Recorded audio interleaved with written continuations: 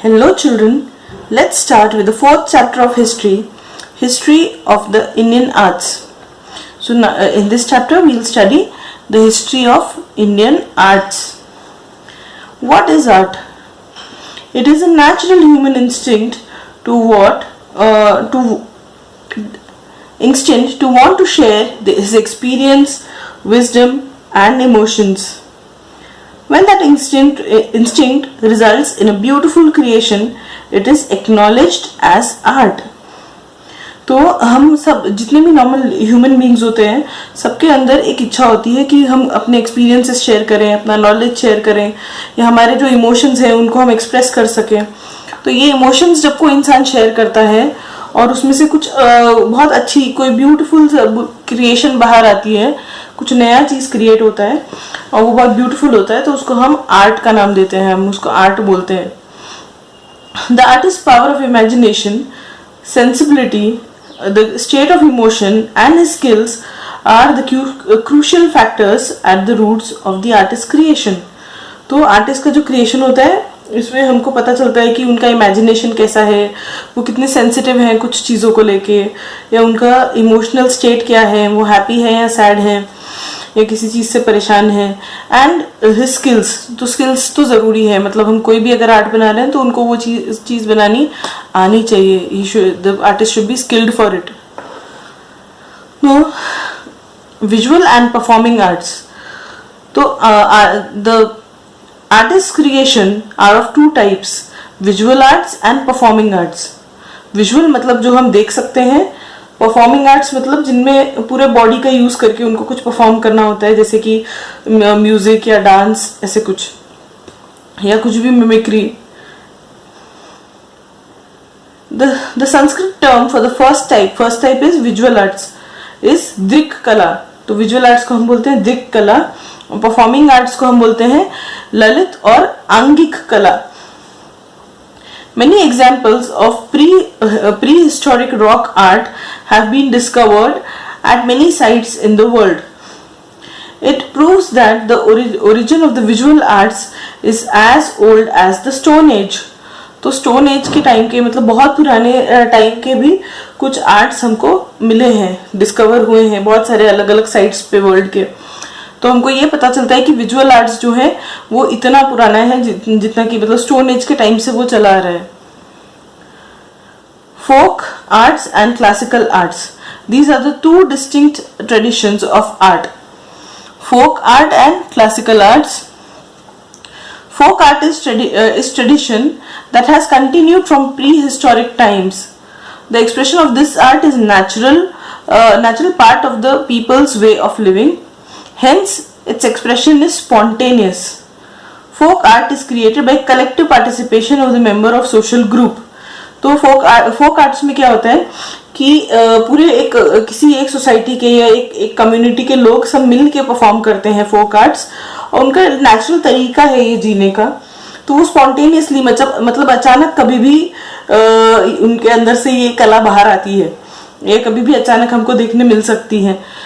तो folk arts ऐसा है कि जो सडनली होता है और सब एक ग्रुप में मिलके करते हैं, ठीक है, मतलब वो उस एरिया का कल्चर बन जाता है. बट ये क्लासिकल आर्ट जो है ये फोक आर्ट से बहुत अलग है, क्योंकि क्लासिकल आर्ट में कुछ रूल्स फॉलो करने होते हैं, कुछ एक पर्टिकुलर तरीके से परफॉर्म करना होता है, और उसके लिए बहुत लंबे समय तक ट्रेनिंग भी लेनी पड़ती है. Classical art on the other hand is expressed with in an established frame of consistent rules.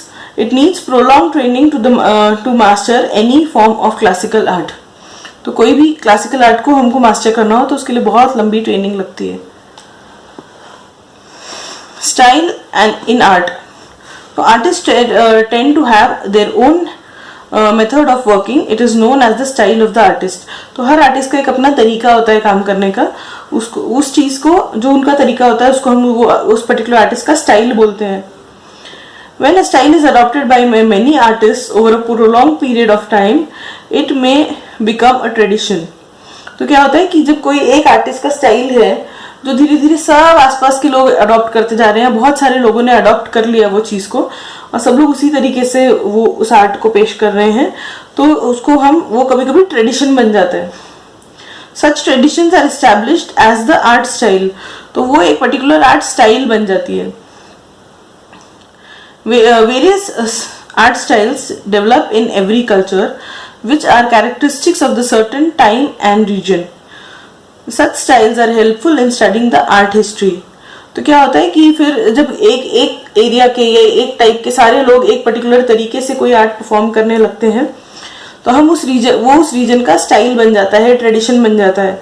तो ये जब ऐसे कुछ स्पेसिफिक स्टाइल्स और ट्रेडिशंस होते हैं, तो हमको जो आर्ट का हिस्ट्री है उसको पढ़ने में आसानी होती है, क्योंकि हम उनको टाइप्स में क्लासिफाई कर सकते हैं।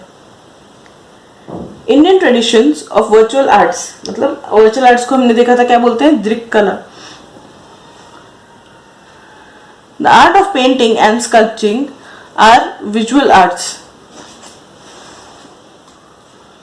तो अगर कोई भी पेंटिंग बनाते हैं, कोई स्कल्पचर बनाते हैं, तो उसको विजुअल आर्ट्स बोलते हैं। Art of painting, paintings are 2 dimension, मतलब पेंटिंग जैसे फ्लैट होती है, 2 डायमेंशनल होती है, 3D नहीं होती है, बाहर नहीं आती है। For example sketches, painting of the nature, objectives and individuals. तो ये सारी चीजें जो है वो आर्ट फॉर्म है, मतलब पेंटिंग्स है, sketches and painting of nature, objects and individuals. They are done on various surfaces such as rock, walls, papers, canvas of different types and earthen pots। तो ये पेंटिंग किसकी बहुत सारे अलग अलग टाइप के सर्फेसेस पे हो सकती है, पेपर पे, रॉक पे, कैनवास पे या पॉट्स पे भी। The mural of Bodhisattva at Ajanta caves is one of the finest example of art of painting. तो जो बोधिसत्व म्यूरल है अजंता केव्स में, वो बहुत अच्छा एग्जाम्पल है, फाइनेस्ट एग्जाम्पल है आर्ट ऑफ पेंटिंग के लिए। Folk styles of painting, rock painting dating the stone ages have been discovered in many countries. तो बहुत सारे कंट्रीज में रॉक पेंटिंग्स डिस्कवर हुए हैं, बहुत पुराने, मतलब स्टोन एज के जमाने के। In India there are rock paintings site in the states of Madhya Pradesh, Uttar Pradesh, Bihar, Uttarakhand, Karnataka, Andhra Pradesh and Telangana. ये सभी स्टेट्स में ऐसे कुछ साइट्स है जहाँ पे रॉक पेंटिंग्स हम देख सकते हैं। The rock paintings in the caves of Bhimbetka are famous. Bhimbetka is a world heritage site. तो ये एक जो प्लेस है भीमबेटका, यहाँ पे बहुत सुंदर सुंदर रॉक पेंटिंग्स हैं और इतना अच्छा है वो साइट कि उसका नाम वर्ल्ड हेरिटेज साइट में आता है।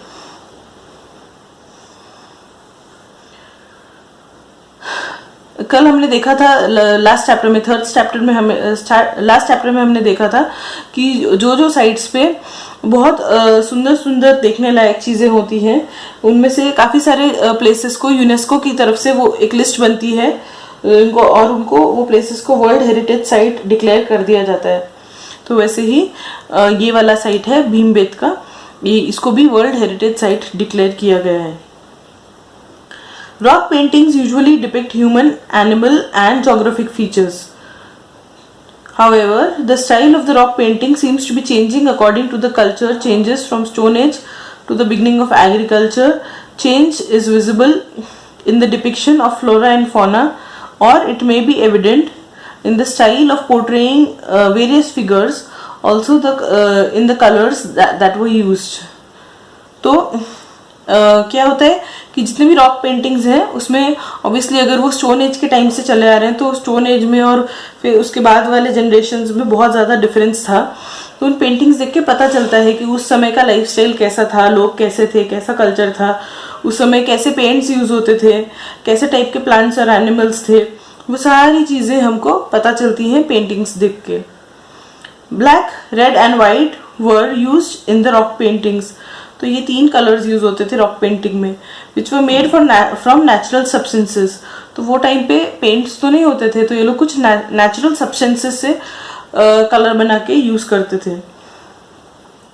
With the help of rock painting, we can understand the knowledge of ancient people about their natural surrounding and also the way they exploited available natural resources. तो फिर तो हमको ये पेंटिंग से बहुत कुछ पता चलता है कि पहले के लोगों का नॉलेज कैसा हुआ करता था, या वो लोग अपने आसपास के सराउंडिंग के बारे में कितने अवेयर थे. The tradition of folk style of painting closely resembles the style of rock painting. तो जो फोक स्टाइल के पेंटिंग्स होते हैं वो और रॉक पेंटिंग्स काफ़ी सिमिलर होते हैं. Customs such as decorating the house, walls and courtyard by drawing various figures and symbols or using panels of painting to narrate stories helped to develop regional styles of folk painting. तो folk painting में भी क्या होता है कि घर को लोग सजाते हैं अलग अलग स्टाइल से, जैसे कि ये वारली पेंटिंग है, ये चित्रकाठी पेंटिंग है. तो ऐसे अपने अलग अलग टाइप की पेंटिंग से घर को सजाते हैं या घर के डोर्स पे कुछ ऐसे फिगर्स लगाते हैं जो बहुत सुंदर दिखते हैं. तो फोक पेंटिंग और रॉक पेंटिंग्स काफ़ी सिमिलर हैं. Classical style of painting. The ancient India texts have explained various aspects of arts in great detail. तो हमारे जो इंडिया के पुराने टेक्स्ट हैं उन्होंने बहुत सारे अलग अलग टाइप के आर्ट्स को बहुत डिटेल में एक्सप्लेन किया है. There are altogether 64 arts mentioned in these texts. 64 types के आर्ट्स को मेंशन किया है इन टेक्स्ट में. The art of painting is mentioned as अलेख्याम और अलेख्य विद्या इन दीज. तो इसको क्या बोलते हैं, द आर्ट ऑफ पेंटिंग को अलेख्याम या अलेख्या विद्या. इन ये जो टेक्स्ट्स हैं जिनमें पुराने आर्ट्स के बारे में लिखा है, आर्ट के स्टाइल्स के बारे में लिखा है. It is said to have 6 main aspects. तो शदंगे. The ancient Indian scholars have studied these 6 aspects very minutely. तो वो बोलते हैं कि आर्ट में 6 अलग अलग टाइप्स होते हैं जिनको हम शदंगे बोलते हैं, और जो हमारे इंडियन स्कॉलर्स हैं उन्होंने पूरे 6 टाइप्स को बहुत माइन्यूटली स्टडी किया है. तो वो 6 टाइप्स के हम नाम देखेंगे. रूप भेड़ा, डिफरेंट शेप्स एंड फॉर्म्स. प्रमाण मतलब proportion, the proportionate depiction of the various features of an image. भाव मतलब expression. लावण्य योगजना मतलब aesthetics, मतलब कितना सुंदर वो दिखता है. and